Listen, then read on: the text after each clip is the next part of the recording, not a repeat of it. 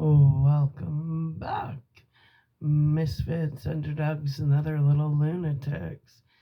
Alright, I got tired last night. My eyes got heavy, so I shut her down in the middle of a chapter, which I really don't like doing, but I don't like reading when I'm half asleep neither.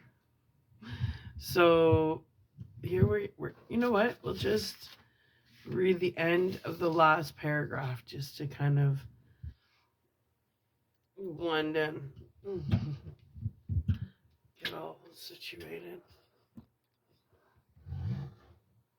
Feel better? I don't know. Whatever's. Okay. I hope everybody had an amazing sleep. I'm back. Amazed by each new facet of this place, I walked with Katie to a bank of flowers and leaned over to smell them.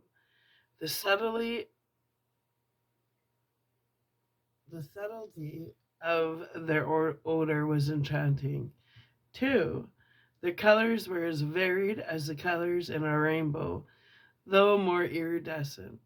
I cupped my palms around a golden flower edged with yellow and felt a tingling of that energy running up my arms.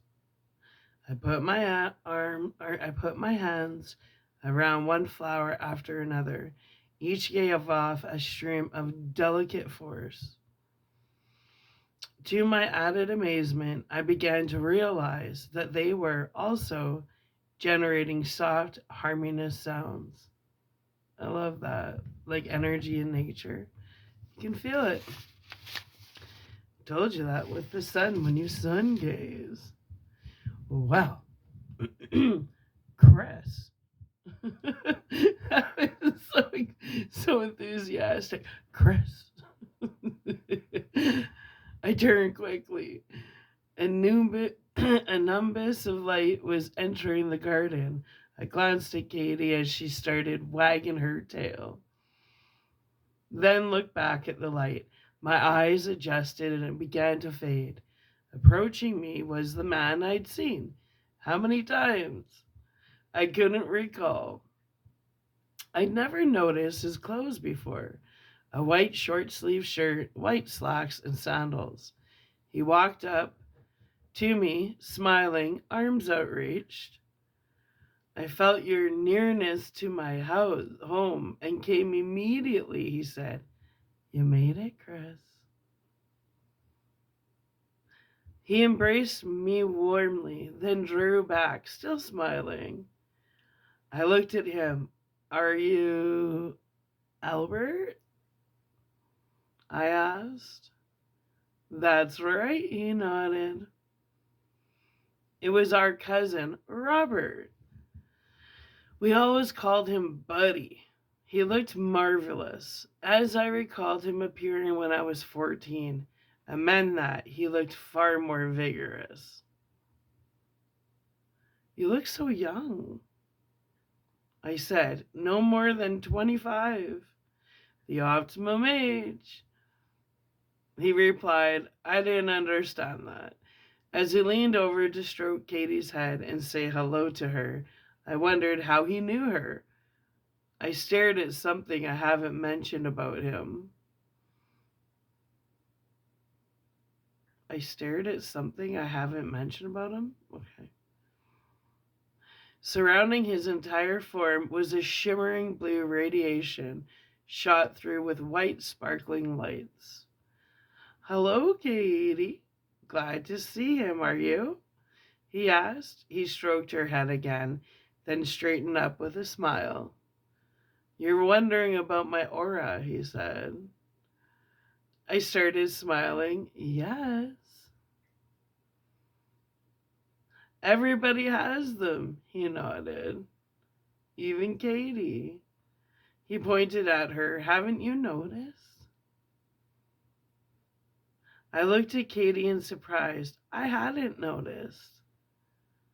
Though, now that Albert had mentioned it, it was obvious.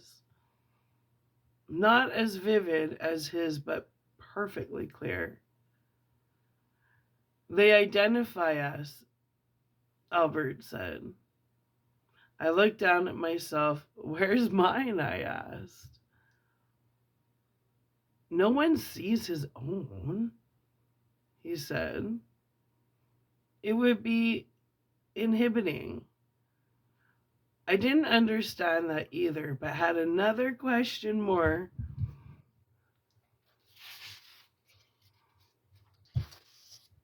Demanding at the moment. Why hadn't I recognized you after I died? I asked. You were confused, he answered, half awake, half sleeping, in a kind of a twilight state. It was you in the hospital who told me not to fight it, wasn't it? He nodded. You were fighting too hard. To hear me, though, he said, struggling for life. You remembered a vague form standing by your bed. You saw it even though your eyes were closed. That was not. I was trying to break through, he told me. Make your transition less painful. I guess I didn't help you very much. You couldn't help yourself. He patted my back. It was too traumatic for you. A pity it wasn't easier, though. Usually people are met immediately afterward. Why wasn't I? There was no way of getting to you. He said, you were so intent on reaching your wife. I felt I had to. I told him. She was so frightened. He nodded. It was very loving of you, but it trapped you in the borderland. Ooh, the in-between. That was horrible. I know it was. He gripped my shoulder reassuringly. It could have been worse, though. You might have lingered there for months, even years. Centuries, even. That's limbo, man. It's not uncommon. If you hadn't called for help. You mean until I called for help, there was nothing you could do? Oh, that's creepy. I tried, but you kept rejecting me. He said, it was only when the vibration of your call came through that I could convince you. Alignment, baby. Alignment. It struck me then. I didn't know why it took so long. I looked around in awe. Then, this is heaven?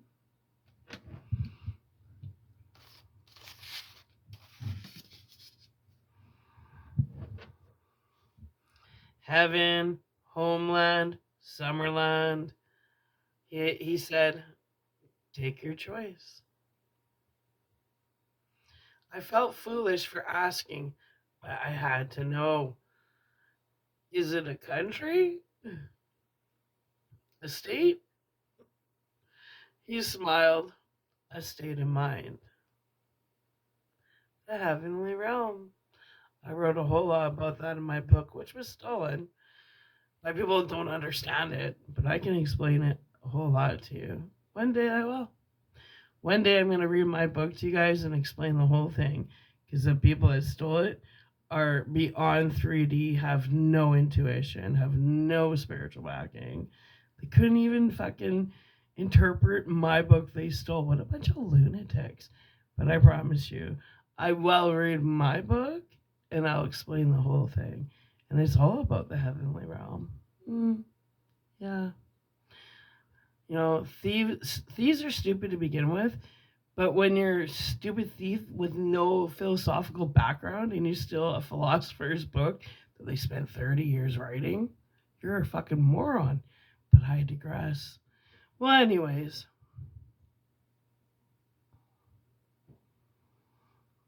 He smiled, a state of mind. I looked at the sky. No angels, I said, conscious of only half joking. Albert laughed. Can you conceive of anything more cumbersome than wings attached to shoulder blades? He asked. Then there are no such things. Again, I felt naive for asking, but was too curious to repress the question. There are if one believes in them. He said, confusing me again. It's all about we manifest. We're co-creators of our life. Our thoughts become things, as above, so below, as within, so without, so mote it be.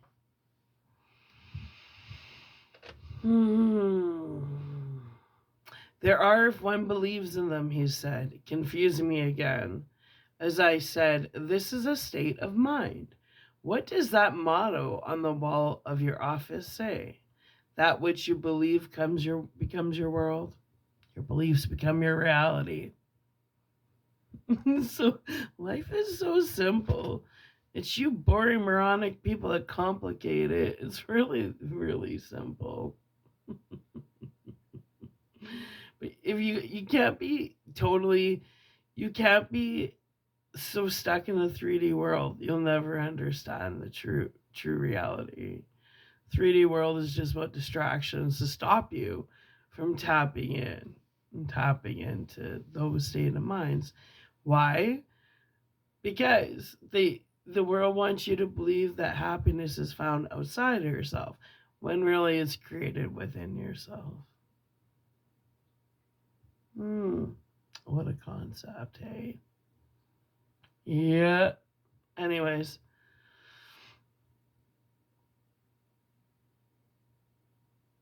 As I said, this is a state of mind. What does that motto on your wall of your office say? That which you believe becomes your world. No words have been more true. I was startled. You know about that, I asked. How? I'll explain it all in time, he said. For now, I only want to make the point that what you think does become your world. 100%. You thought it only applied to Earth, but it applies here even more, since death is a refocusing of consciousness from physical reality to mental. A tuning into higher fields of vibration. Yeah. So far, I like this book. I had an idea what he meant, but wasn't sure. I guess it showed in my expression, for he smiled and asked, was that obscure? Put it this way then. Does a man's existence change in any way when he removes his overcoat? Neither does it change when death removes the overcoat of his body, his avatar, his meat suits. He's still the same person, no wiser, no happier, no better off. Exactly the same. Death is merely continuation at another level. Yeah.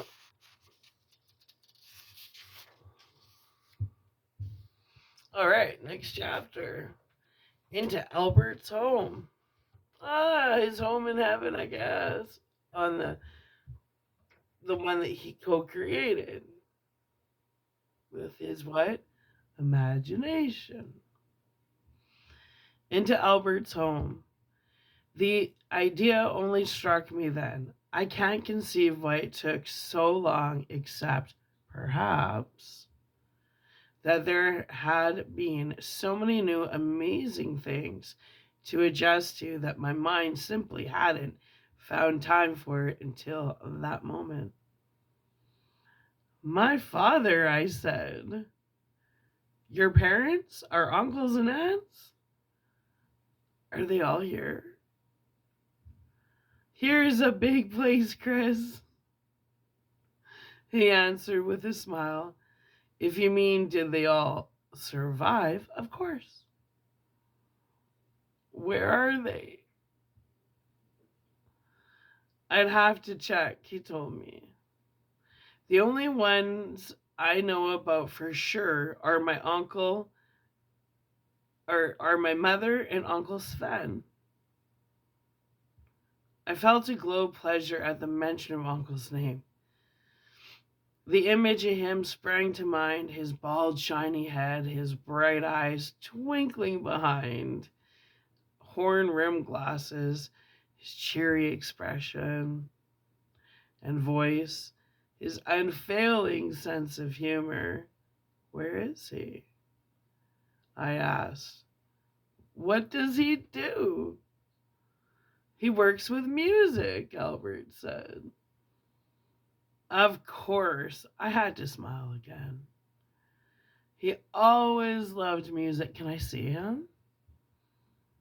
Certainly, Albert returned my smile. I'll arrange it as soon as you've become more acclimated, acclimated. ACCLIMATED. It's not a word I've used very often. Acclimated.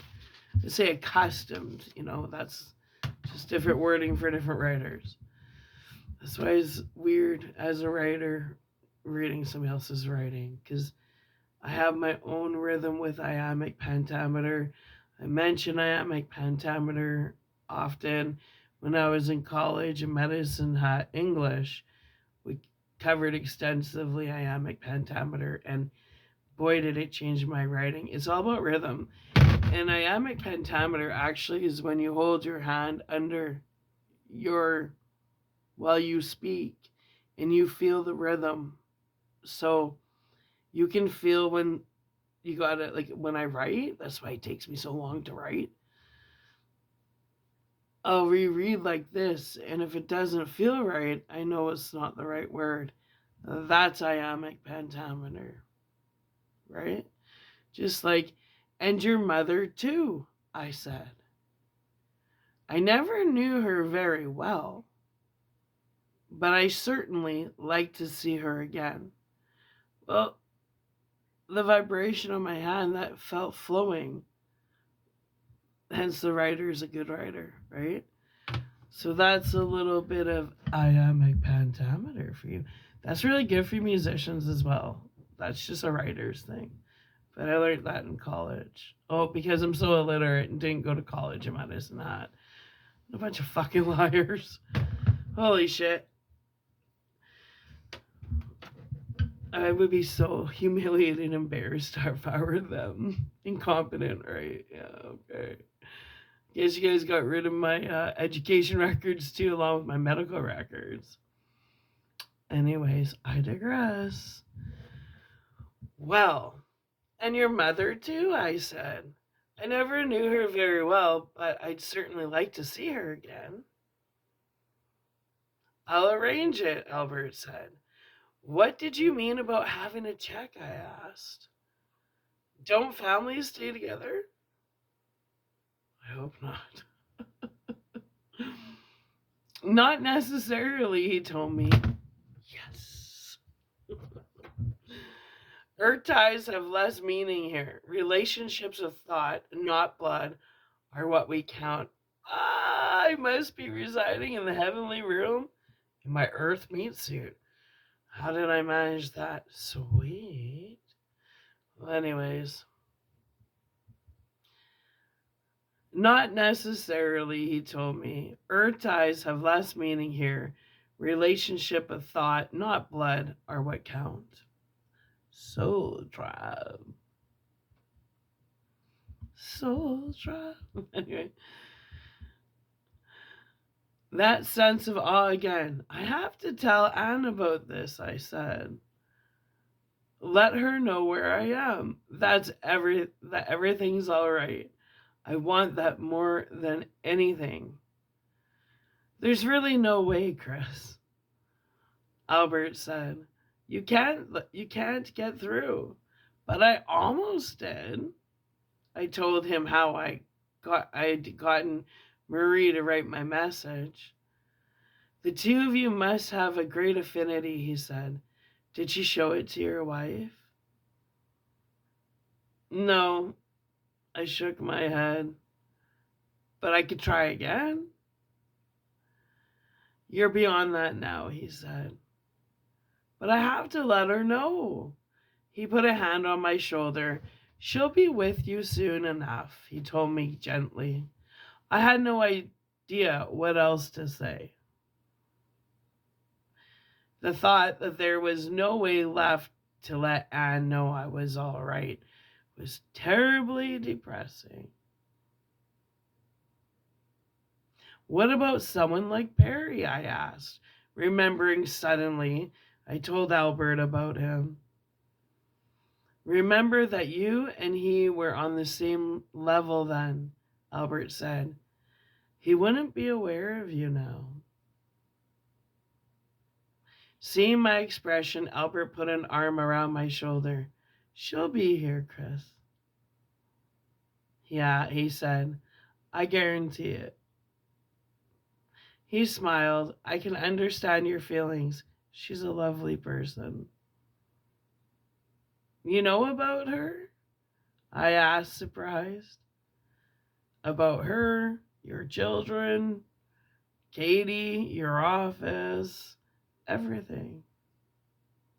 He said, I've been with you for more than 20 years. Earth time, that is.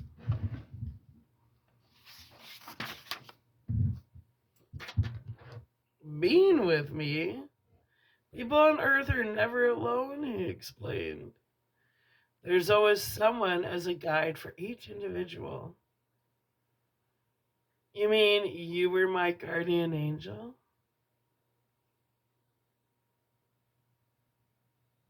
The phrase sounded trite, but I could think of no other.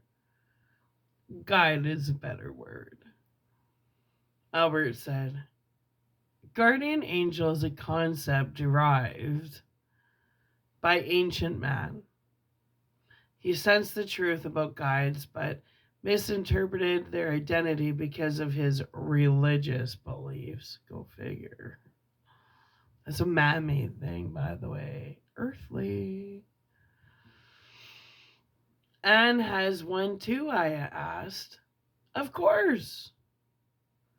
Then can't her guide let her know about me? I guess that would be a good question. Loophole. Have lipstick on my teeth. I don't know. I don't know. I don't have my glasses on. Anyway, if she were open to it, yes, easily, he answered. And I know there was no answer there. She was insulted by her skepticism. Another thought, this one brought about by the discovery that Albert had been near me for decades, a sense of shame, as I realized that he'd been witness to many less than admirable acts on my part. You were all right, Chris, he said. Are you reading my mind? I asked. Something like that, he answered. Don't feel too badly about your life.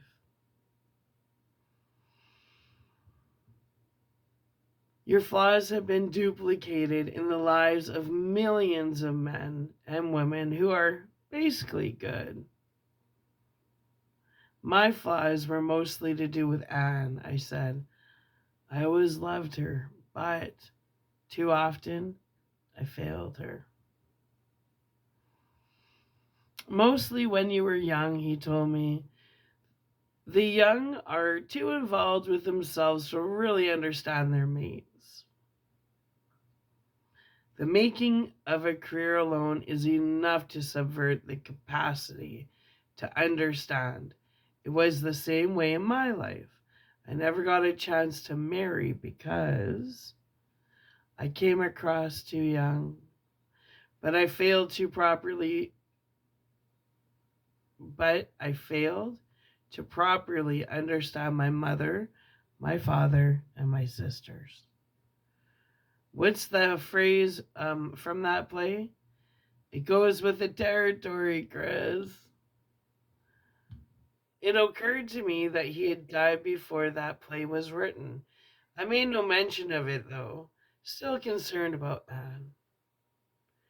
There's really no way at all I can get through to her, I asked.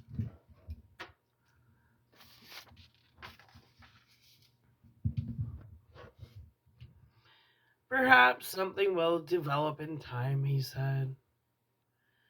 At that moment, her disbelief is an impassable barrier.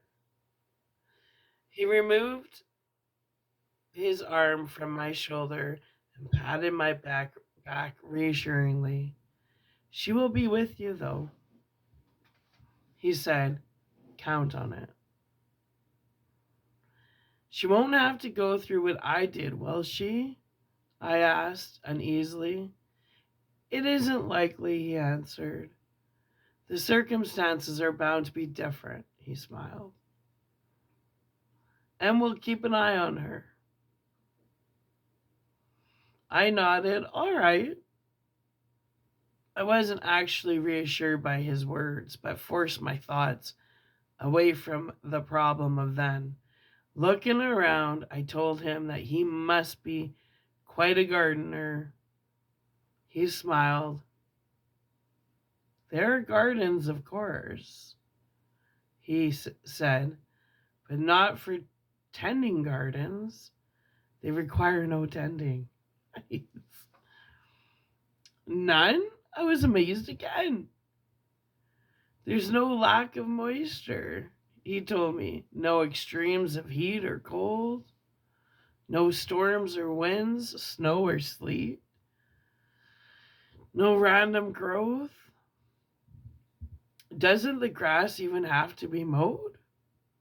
I asked, remembering our lawns and hidden hills and how often Richard then Ian had to move them or mow them. It never grows beyond this height, Albert said. You say there are no storms, I went on, making myself concentrate on other things besides my concern for Anne. No snow or sleet. What about people who like snow? That wouldn't be heaven to them. What about the colors of autumn? I love them. So does Anne. And there are places where, it's supposed to be say where, but it says were. And there are places where you can see them, he said. We have all the seasons in their own locations.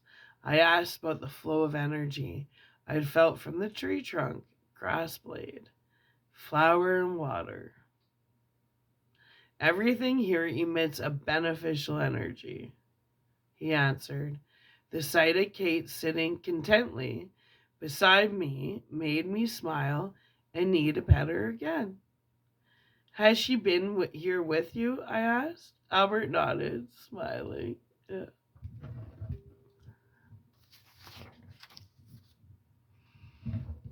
I was about to say something about how much Anne missed her, but held it back. Katie had been her inseparable companion. She adored Anne, But you haven't seen my home yet, Albert said. I stood and we strolled towards the house. I commented on its lack of windows and door. There's no need for them, he said. No one would intrude, though everyone is welcome. Does everyone live in houses like this? They live as they did on earth, he answered. Or as they wish they had lived. I never had a home like this, as you know. I always dreamed about it, though. Anne and I did too. Then you'll have one like it. We will build it, I asked. Not with tools, he said. I build this house with my life. He gestured towards it. Not that it was like this when I first arrived, he said. Like the rooms in my mind. The rooms of the house were not all that attractive. Some were dark and messy, and the air in them was heavy. And in this garden, mixed among the flowers and bushes, are weeds I'd grown in life. It took a while to reconstruct, he said, smiling at the memory. I had to revise the image of it, the image of myself, that is, detail by detail. A section of the wall here, a floor there, a doorway, a finishing, a furnishing. How did you do it? I asked. With my mind, he said. Mind reality. Quantum physics. Does everyone have a house waiting for them when they arrive? No, most build their houses afterwards, he said. With help, of course. Help? There are building circles, he told me. Groups of people skilled in construction by using their minds. Yeah. Always with mind, he said. All things start in thought. I stopped and looked up at the house, which loomed above us. It's so earth-like, I said. He nodded, smiling. We're not so distant from our memories of earth that we desire anything too novel in the way of dwelling places. He made a welcoming gesture. But come inside. But come inside, Chris. He walked into Albert's home.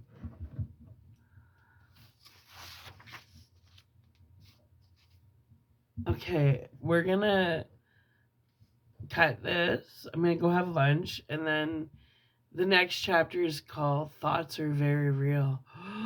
This book is getting so good. I love the movie, but the book so far is really good. So, underdogs, misfits, and other little lunatics, stick around for this. It'll get your creative juices flowing. I promise. Anyway, I love you. I'm going to go have my baked potato. That's what I have for lunch. And then I'll be back. And we'll get on to the next chapter. Thoughts are very real. Oh, are they ever? So you gotta be very careful what your thoughts are. Why? Because thoughts become reality. True story. Anyways, I love you. I'll be back. Oh, yes, I will.